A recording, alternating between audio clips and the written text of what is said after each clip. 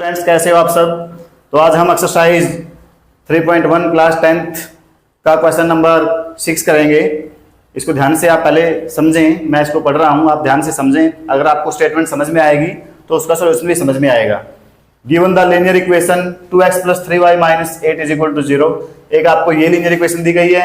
Right another linear equation in 2 variables such that the geometrical representation of the pair so formed is, यानी कि आपके पास एक linear equation इन्होंने दी है। जैसे मैं एक बार इसको यहां पे लिख देता हूं, 2x + 3y - 8 = 0। आपने दूसरी लीनियर इक्वेशन लिखनी है, 2 वेरिएबल के अंदर ही होगी, जिसमें जो पेयर बनेगा सो फॉर्म्ड इज, दूसरी इक्वेशन के साथ इसका जो पेयर बनेगा, पहला पार्ट में क्या है कि वो इंटरसेक्टिंग लाइंस होंगी। जब आप इसके साथ कंपेयर करोगे तो इंटरसेक्टिंग लाइन होनी चाहिए। दूसरे में आपसे पूछेगी जब आप इसके साथ कंपेयर करोगे, एक आपने ऐसी इक्वेशन लिखनी है कि वो पैरेलल लाइंस होने चाहिए। और तीसरे पार्ट में आपसे पूछा है कि जब आप दूसरी इक्वेशन लिखोगे उसके साथ जब आप इसका पेयर बनाओगे तो वो कोइंसिडेंट लाइन होने चाहिए। तो आपको बताया जा चुका है कि किस प्रकार से दो लाइनों का पेयर इंटरसेक्टिंग होता है, किस प्रकार से पैरेलल होता है और किस प्रकार से कोइंसिडेंट होता है।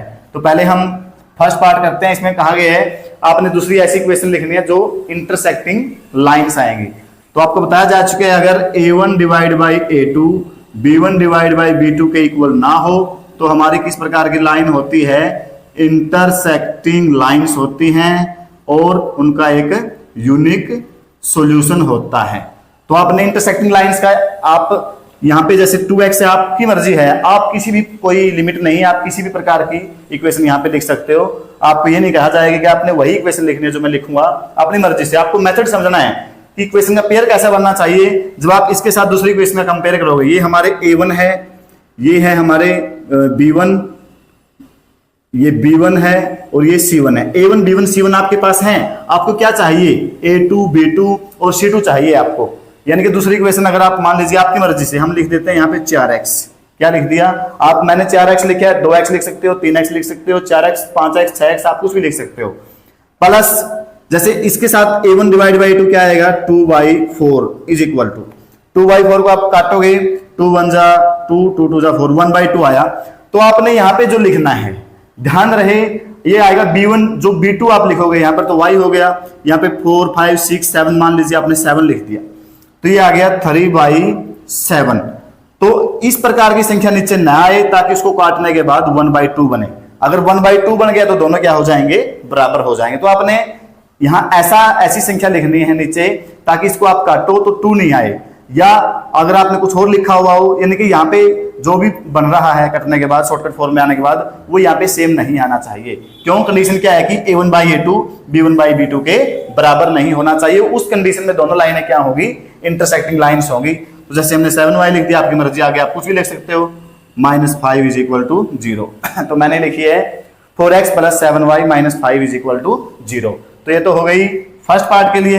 अब सेकंड पार्ट के लिए हम इसको करते हैं। सेकंड पार्ट में क्या है, जो दूसरी लाइन लिखोगे उसके साथ दोनों लाइनों का पेयर क्या आना चाहिए, पैरेलल लाइंस होनी चाहिए। तो पहले पैरेलल लाइन की कंडीशन में आपको बताता हूं क्या होती है। अगर a1 / a2 यहाँ पे b1 / b2 के बराबर होना चाहिए, तो यहाँ पर तो बराबर नहीं होना चाहिए था। आपने कैसी इक्वेशन लिखनी है, अगर a1 / a2 b1 / b2 के बराबर हो और c1 / c2 बराबर न हो तो जाके कौन सी लाइनें होती है, वो पैरेलल लाइंस का पेयर बनेगा। पैरेलल लाइंस का पेयर बनेगा जिनका कोई सॉल्यूशन नहीं होगा।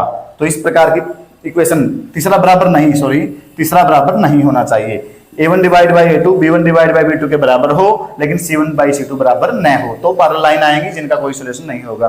तो अभी यहाँ पे लिखते हैं, जैसे फर्स्ट इक्वेशन जो गिवन है वो हम यहाँ लिख देते हैं, 2x + 3y - 8 = 0। तो आपने इन दोनों के नीचे यानी कि जो a1 b1 c1 है हमारे, तो जैसे हमने यहाँ पे लिख दिया, मान लीजिए 6x लिख दिया, तो आप बनाओगे तो 2/6 हो गया, तो काटोगे तो 2 1 जा 2, 2 3 जा 6, यहाँ पे 1/3 आया। तो आपने अब यहाँ पे जो b2 लिखे हुए आप b2y जो भी संख्या लिखोगे वो कटने के बाद ऊपर नीचे से 1/3 ही आनी चाहिए। क्यों, क्योंकि a1 / a2 b1 / b2 के बराबर लेके आना है आपने। अब यहाँ पे 6 लिख दिया, तो अब 1/3 कैसे आएगा, 3 के नीचे क्या लिखें ताकि ये क्या हो जाए, नीचे 1/3 आ जाए। तो 3 3 जा 9 होता है। आप जैसे 2 3 जा 6 है, 3 3 जा क्या होता है 9। तो 3 1 जा 3, 3 3 जा 9, तो 9 दिखने से आएगा ना, तो आप यहाँ पर क्या लिखोगे 9y। और तीसरे नंबर पे जो C1, ये C1 है हमारा, C2 क्या होना चाहिए हमारा, C1 बटे C2 करें तो ये B1 बटे B2 और A1 बटे A2 बराबर आ गए, इनके बराबर नहीं आना चाहिए। तो अपनी मर्जी से यहाँ पे क्या नहीं होना चाहिए, 24 नहीं होना चाहिए, क्योंकि अगर आप प्लस का 24 लिख दोगे तो कोई दिक्कत नहीं है। अगर आपने यहाँ पर प्लस का 24 लिख दिया तो ये माइनस का 8 बटे ये आएगा -8 डिवाइड बाई 24, 8 1 जा 8 8, ये माइनस का 1/3 आएगा, माइनस का 1/3 आएगा। तो ये क्या है, ये हमारा बराबर नहीं है। अगर आपने यहाँ पर माइनस का 24 लिख दिया तो फिर ये C1/C2 बराबर हो जाएगा, क्योंकि माइनस का लिखने से क्या हो जाएगा, माइनस माइनस प्लस हो जाएगा, तो ये भी 1/3 हो जाएगा, ये भी 1/3, तो तीनों बराबर आ जाएंगे। सिर्फ आपने -24 को छोड़ के यहाँ पर आप कुछ भी लिख सकते हो ताकि ये बराबर न आए। तो किस प्रकार की कंडीशन होगी हमारी, ये पैरेलल लाइंस होंगी और हमारा इस प्रकार की इक्वेशन बनी है। आपकी मर्जी है, इस फॉर्म में आना चाहिए, आप अपनी मर्जी से कोई भी इक्वेशन यहाँ पे लिख सकते हो। अब तीसरा चेक करते हैं कोइंसिडेंट लाइन। कोइंसिडेंट लाइन के लिए मैं आपको बताता हूं कंडीशन क्या होती है। इसमें क्या होता है, A1 divide by A2 B1 divide by B2 के बराबर होता है, लेकिन C1 डिवाइड बाई C2 भी इसके बराबर होता है। इसमें दोनों बराबर होते हैं, तीसरा बराबर नहीं होता है पैरेलल में।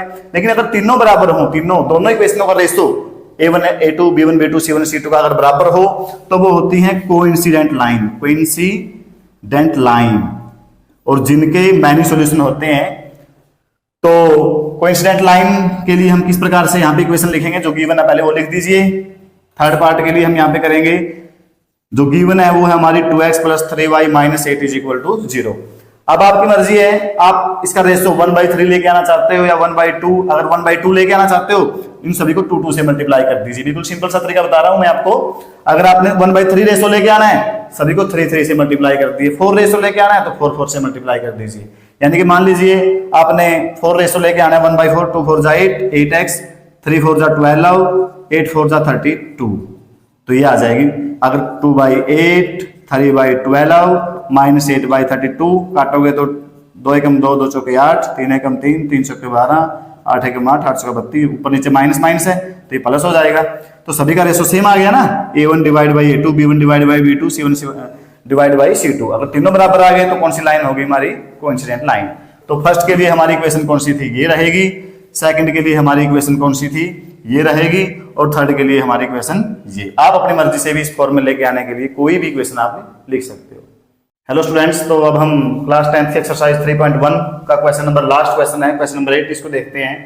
Draw the graphs of the equation x - y + 1 = 0 and 3x + 2y - 12 = 0। Determine the coordinates of the vertices of the triangle found by these lines. जो आप ग्राफ बनाओगे इन दोनों इक्वेशनों के द्वारा, एक ट्रायंगल बनेगी। जो ग्राफ की लाइन आपस में इंटरसेक्ट करके जाएंगी, जो भी फॉर्म बनेगा वो ट्रायंगल के टाइप में बनेगा।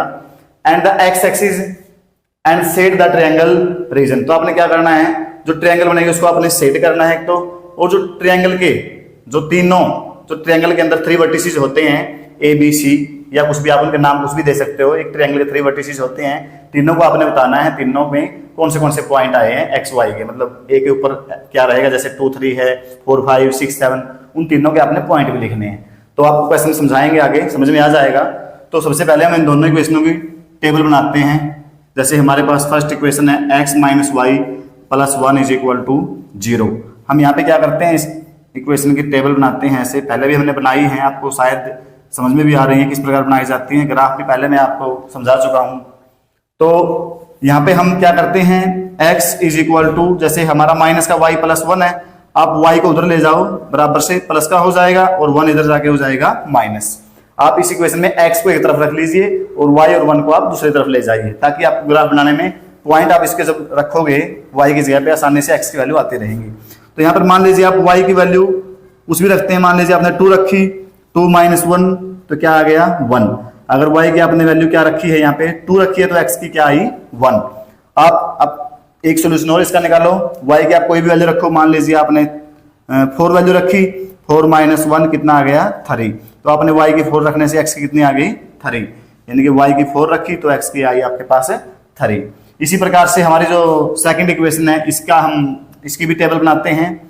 इसको आप इस प्रकार से इस फॉर्म में बनाएंगे। यहाँ पे हमारा x होगा, यहाँ पे y होगा, तो लिख लीजिए इसको 3x plus 2y minus 12 is equal to 0। 3x is equal to 12 को आप परली साइड ले जाइए, प्लस का हो जाएगा, 2y उधर जाके माइनस का हो जाएगा, x is equal to 12 minus 2y divide by 3। तो यहाँ पे आप y की वैल्यू रखते जाइए, x की वैल्यू आती जाएगी। अगर मान लीजिए हम y की वैल्यू 0 रखते हैं, यहाँ पे मैं बता रहा हूँ आपको, जैसे x is equal to 12 minus 2, y की यहाँ पे 0 रखते हैं तो कितना आएगा 12 माइनस ये 2 की 0 के साथ मल्टीप्लाई करोगे तो 0 आ जाएगा, तो डिवाइड में 3, 3 4 जा 12। तो क्या आया यहाँ पे, हमने अगर y की वैल्यू रखी 0 तो x की वैल्यू हमारी क्या आई 4 आई। एक सोल्यूशन और इसका निकालते हैं, 12 माइनस 2 इंटू आप यहाँ पे कोई और वैल्यू रखिए, y की मान लीजिए आपने रख दी 6 रखी यहाँ पे, तो 12 माइनस 2 6 जा, अगर आपने यहाँ पे 6 रखी है 2 6 जा 12 हो गया, डिवाइड बाई 3, 12 में से 12 हो गया 0 डिवाइड बाई 3, तो क्या आया 0। अगर आपने यहाँ पे x की 0 रखी है या y की 6 रखी है तो x की क्या आई हमारे पास, x की वैल्यू 0। अब हम बनाते हैं इसका आगे ग्राफ। तो हमारे पास दोनों इक्वेशनों की टेबल आ गई है और इस प्रकार हम इसको एक x एक्सिस और एक y axis line, x axis को हम हॉरिजॉन्टल लाइन बोलते हैं, y एक्सिस को वर्टिकल लाइन बोलते हैं। यहाँ पे इसको x एक्सिस हिंदी में x अक्ष भी बोल सकते हैं, इसको x अक्ष, और ये y एक्सिस होता है जिसको हम बोलते हैं y अक्ष। इसमें x एक्सिस के पॉजिटिव इंटीजर होते हैं, इधर नेगेटिव, इसमें ऊपर y के पॉजिटिव और नीचे y के नेगेटिव। तो हम फर्स्ट इक्वेशन की लाइन बनाते हैं, यहाँ पे कहाँ पर आएगी देखते हैं। अगर x का 1 है, x का 1 है और y का 2, x का 1 y 2, तो 1 के सामने और y के 2 के सामने हमारा पॉइंट लगभग आएगा, यहाँ पर आएगा। ये फॉर्मूले हाथ के साथ बनाई गई हैं लाइनें, आप अपनी कॉपी के ऊपर भी बना सकते हैं, इसको स्केल की सहायता से बनाओ और इनको बराबर बराबर दूरी पे पॉइंटों को ले आओगे, एग्जैक्ट आपके पॉइंट वहीं आएंगे जहाँ पे उनको आना चाहिए। तो अगर आप ग्राफ पे ऊपर इसको बनाओगे बिल्कुल, फिर तो कोई समस्या ही नहीं है, आपको ग्राफ पे बनाओगे बिल्कुल आसानी से बनेंगे। फिर भी मैं यहाँ पे आपको मेथड समझाना चाह रहा हूँ कि मेथड इसका कैसे करने का, आप उसके ऊपर ध्यान दीजिए, आपको अच्छी प्रकार से समझ में आएगा। x की वैल्यू 3 है, y की वैल्यू 4, x की वैल्यू 3, y 4, तो 3 के सामने और 4 के सामने, 3 के सामने और 4 के सामने हमारा जो पॉइंट आएगा यहाँ पे आएगा। ठीक है, जब हम इन दोनों पॉइंटों को बना लेंगे, इसके ऊपर नाम लिखना है हमारा, ये 1 2 है और ये हमारा है 3 4। तो जब हम इन दोनों पॉइंटों को से मिलाते हुए यहाँ पे एक लाइन खींचेंगे, दोनों पॉइंटों को मिलाते हुए एक लाइन बिल्कुल सीधी स्केल की सहायता से आपने यहाँ पर ले लेनी है। तो ये जो हमारी लाइन आई है, किस इक्वेशन की आई है, ये आ रही है हमारी x minus y plus 1 is equal to 0। तो इसी प्रकार से हम सेकंड इक्वेशन के पॉइंट बनाएंगे। सेकंड इक्वेशन क्या है हमारी, x का अगर 4 है तो y का 0, x का अगर पॉइंट 4 है तो y का 0 पॉइंट यहाँ पे आएगा।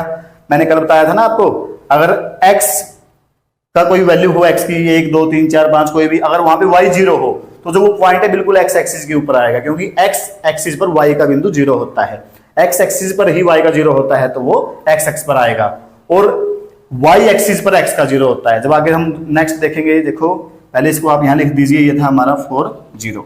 अब 4 0 6, x का 0 है y 6 है, अब x का 0 है और y का 6 है तो ये पॉइंट y एक्सिस के ऊपर आएगा, तो x का 0 यहाँ पे हो गया और y का 6 कितना है, y का 6 है हमारा यहाँ पे। तो मैंने बताया था ना, अगर x एक्सिस पे है y 0 तो पॉइंट x एक्सिस पे आएगा, और y अगर हमारा 0 है तो x एक्सिस पे आएगा, x हमारा 0 है तो y एक्सिस पे आएगा। तो इन दोनों पॉइंटों को मिलाते हुए आपने ऐसे ही यहाँ पे भी एक लाइन लेनी है हमने, जो इन दोनों पॉइंटों को मिला के जाएगी। तो ये जो हमारी लाइन आई है, ये किस इक्वेशन की आई है हमारी, ये है 3x plus 2y minus 12 is equal to 0। 3x plus 2y minus 12 is equal to 0। तो अब आपने क्या बताना है, जो इसके आपने वर्टिसेस बताने हैं, जो वर्टिसेस आपने बताने हैं इसके, यहाँ पे देखो इसको मान लीजिए आप ये A है, इस पॉइंट को आप मान लीजिए ये हमारा B है पॉइंट, और इसको मान लीजिए ये क्या है, C पॉइंट है। तो B के, A के और C के तीनों वर्टिसेस आपने बताने हैं, A B C, A के क्या पॉइंट आएंगे, B के क्या आएंगे और C के क्या आएंगे। तो यहाँ पे A, इसके पॉइंट क्या है, यहाँ पे x का कितना है -1 और y का कितना है 0, तो इसके आप आगे -1 0। और B पे ये पॉइंट इसके सामने देखिए आप ग्राफ में, बिल्कुल आपने एग्जैक्ट सही पता चलेगा कि ये x का कितना है, x के सामने क्या है 2 है और y के सामने क्या है, तो ये पॉइंट आएंगे हमारे 2 3, और जो यहाँ पे सी पॉइंट के बनेंगे हमारे एक्स का कितना है 4 और वाई का कितना है यहाँ पे 0, तो 4 0। तो इस प्रकार से हमारी जो ट्रायंगल बनी है इसको आपने शेड कर देना है, ऐसे इसको आपने छायांकित कर देना है, पेंसिल की सहायता से आपने इसको बनाना है और पेंसिल की सहायता से आपने इसको शेडेड कर देना। तो ये हमारी बन गई ट्रायंगल ABC, जिसके तीनों वर्टिसेस हमारे ये हो गए। तो इस प्रकार से ये था हमारा एक्सरसाइज 3.1 क्लास 10th का लास्ट क्वेश्चन। और मैं आपको कहना चाहता हूँ आपको डेली वीडियो मिलती रहेंगी अगर आप इस चैनल को करेंगे सब्सक्राइब। तो सभी बच्चे इस चैनल को सब्सक्राइब करें, वीडियो अच्छी लगे तो आप लाइक करें और साथ में उनको शेयर भी करते रहें।